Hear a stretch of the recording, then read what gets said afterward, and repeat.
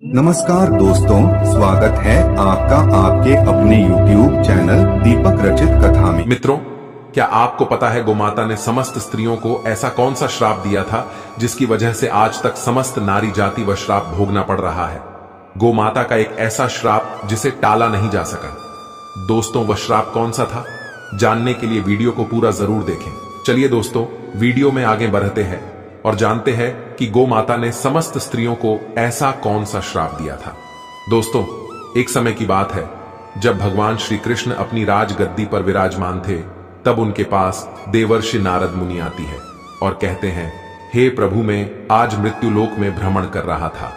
तभी एक स्त्री ने पूछा कि पहले स्त्रियों के बच्चे होते थे तो वह पैदा होते ही चलने लगते थे, परंतु अब ऐसा नहीं है, यह क्यों? कृपया मुझे इस प्रश्न का। श्री कृष्ण कहते हैं, हे देवर्षि, तुम्हारा यह प्रश्न समस्त स्त्री जाति के लिए अत्यंत महत्वपूर्ण है। अगर तुम इस प्रश्न के उत्तर को जानना चाहते हो तो ठीक है। तो मित्रों, श्री कृष्ण कहते हैं, हे देवर्षि, एक नगर में एक रामचंद्र नामक व्यक्ति रहता था। रामचंद्र एक स्वार्थी व्यक्ति था। रामचंद्र के पास में एक गाय थी। वह गाय दूध देती थी और रामचंद्र उस गाय को हरा भरा चारा खिलाकर उसका दूध निकाल करके उस दूध का बिक्री किया करता था। रामचंद्र गाय का दूध खुद भी पीता था और अपने परिवार वालों को भी पिलाता था। रामचंद्र का समय इसी तरह से व्यतीत हो रहा था। कुछ दिनों के बाद एक समय ऐसा आया कि जब रामचंद्र को गाय ने दूध देना बंद कर दिया। जैसे ही गाय ने दूध देना बंद कर दिया तो इधर रामचंद्र ने उस गाय को चारा डालना बंद कर दिया। और एक दिन ऐसा आ गया कि उस दिन रामचंद्र ने गाय को बहुत मारा पीटा और उसने उस गाय को घर से ले जाकर जंगल में छोड़ दिया। बेचारी अकेली जंगल में इधर उधर घूमती फिरती है और एक दिन जंगल में बने एक मंदिर के पास में पहुंचती है और भगवान कहती है, हे भगवान, मैं आपसे यह नीति करती हूं कि हमें गाय की योनि में डालकर कितना गलत काम किया है।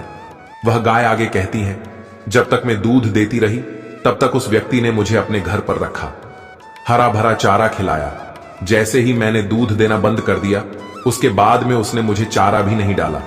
इतना ही नहीं, उसने तो मुझे घर से बाहर ही निकाल दिया। अब जंगल में चारा खा खा करके, जंगल में घास खा करके मैं अपने पेट को भरती हो। हे भगवान, आपने जो सर्वश्रेष्ठ योनि बनाई है, यह तो कितनी स्वार्थी और लालची योनि है। श्री कृष्ण कहते हैं, जब भी वह गाय रामचंद्र के द्वार पर आ जाती है तो रामचंद्र ने लाठी लेकर के उस गाय को जंगल की तरफ, खेतों की तरफ भागा करके आता है। धीरे धीरे जब वह गाय एक दिन गर्भवती हो जाती है तो अब जैसे ही 3-4 महीने का गर्भ हुआ है तो उसी जंगल से एक स्त्री गुजर रही थी। उस स्त्री ने जैसे ही उस गाय को देखा, उसने मन में सोचती है, मैं एक काम करती है, इस गाय को मैं पाल लेती हूं। लेकिन जैसे ही वह स्त्री उस गाय को पकड़ने के लिए अपने पति को बुलाने के लिए जाती है और जब तक उसका पति वहां पर आता है तब तक वह गाय वहां से चली जाती है। धीरे धीरे और समय व्यतीत होता गया।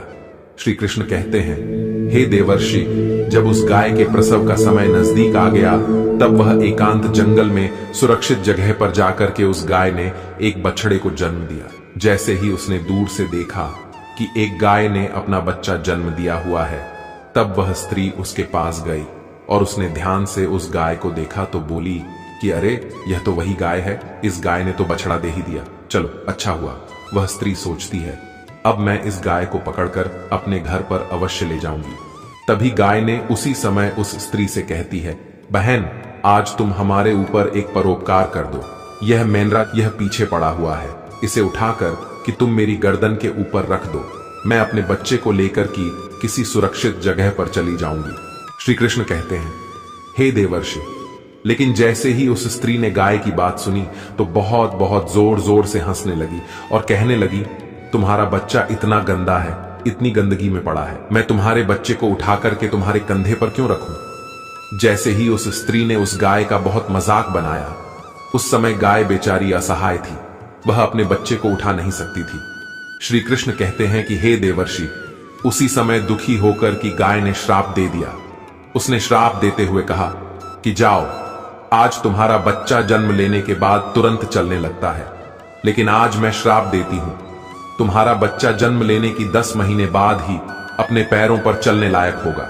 और जो यह मेरा बच्चा आज चल नहीं पा रहा है, के बाद पैदा होते ही बहुत जल्द अपने पैरों पर चलने लायक हो जाएगा। श्री कृष्ण कहते हैं कि देवर्षि इसी श्राप के कारण स्त्रियों का बच्चा जन्म लेते ही अपने पैरों पर चल नहीं पाता। दोस्तों, सतयुग में सुखदेव पैदा होने के तुरंत बाद ही अपने पैरों पर चलने लगे थे और वेद व्यास भी जन्म लेने के तुरंत ही बाद अपने पैरों पर चलने लगे थे। यह बात तो सतयुग की थी, लेकिन कलयुग में ऐसा नहीं है। कलयुग में बच्चे को अपने पैरों पर चलने के लिए कम से कम 9 से 10 महीने लग जाते।